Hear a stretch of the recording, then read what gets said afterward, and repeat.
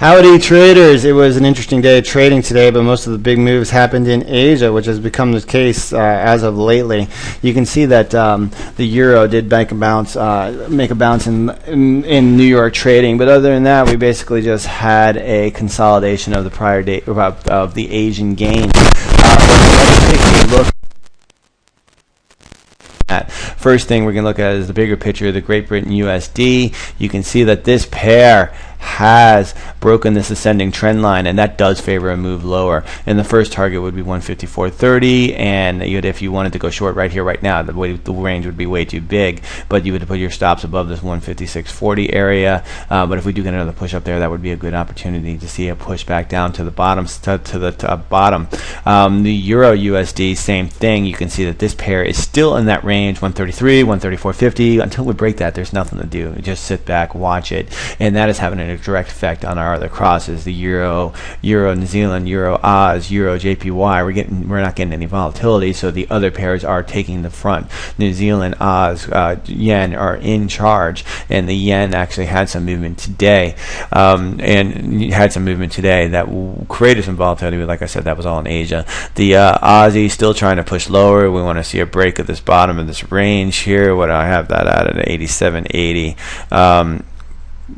Until 87.80. It shouldn't be 87.80. I don't know where I came up with it. 88.50. Until we get it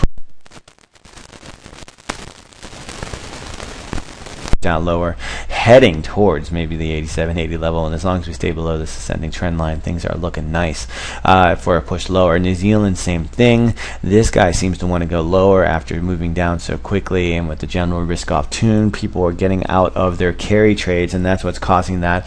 And why are we talking about this so much? Because of course all these trades have a direct effect on the crosses that we use. The Aussie USD JPY still in a triangle, and that is 100% exactly what the I think it's the EURJPY. The EURJPY, same exact triangle. I mean, we could be looking at the same exact chart. We need a break probably by the USD JPY to get the EURJPY going. But if we look on our 15-minute chart, we did get quite a move down lower off trend line resistance today. And the reason I passed in that trade is the ATR had already been kicked in before that, and you can see that it had been moving down. And it looked deceiving when I first woke up and looked at it. I was like, oh, that's not that big of a move, 131.91. But when you get down to all the way down here on the 130.50, I mean, we're all the way up to 130, 140 pip move, and the EURJPY has only been moving 127 pips a day.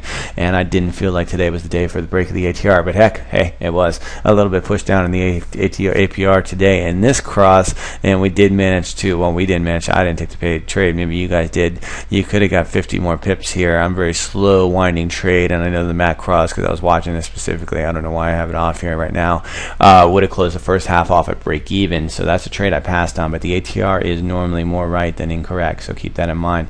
Unless we're having big volatile moves, then you can scrap the ATR and just go with the, like if you see a push up of 150 pips in about 5 minutes, that normally means we have something that's about a deal breaker there, and we have things going. Great Britain JPY, same thing. We were watching this range at 150, 150. By the time we got a break there, the ATR was done and dusted. So it was just we could have done that trade, and look, it would have just been consolidation, nothing really lost. And I would be highly suspect if we probably didn't get a push back up at least to that 150 range into the New York close. Let's take a look at the other ones. The Great Britain odd, I did that trade. That wasn't a normal trade. I went for a break of this trend line here, playing the Asian range, the European range, excuse me, and I think I might have been pressing too much for a trade there. That's not normally a trade I would take, and bam, got out for only 20 pips. Not that big of a deal, but I was just seeing this consolidation that happened basically from 8 o'clock Eastern time, and we didn't get much going on that. We just went back down towards the mean, and we're sitting right back in the range. And the Euro odds, same thing, just stayed range trading throughout the whole day. New Zealand's didn't give us anything to sneeze at either. So hey, it's summer trading, and this is probably going to be one of the last weeks, or probably the last week of it, because school kicks back in New York next week. I'm in New York, and it kicks back in most of the United States. Down here in Florida, school started 2 weeks ago. We like to keep our kids in school down here. Education is key. The reason for that is that we go back to school earlier because we have less winter days, and we don't have a winter holiday because we don't really have winter here. Anyway, so things could kick back in the short term, and we will see how things play out.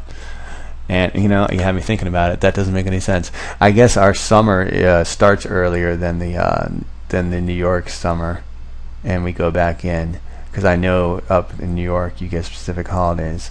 And now I'm babbling, and you guys probably are not interested. Anyways, neither here nor there. School starts. Next Monday is a holiday in the United States, representing the last day of summer in most places. So keep that in mind. All right, everybody. See you guys in the AM. Let's make some pips. Let's make things happen. Talk to you guys later.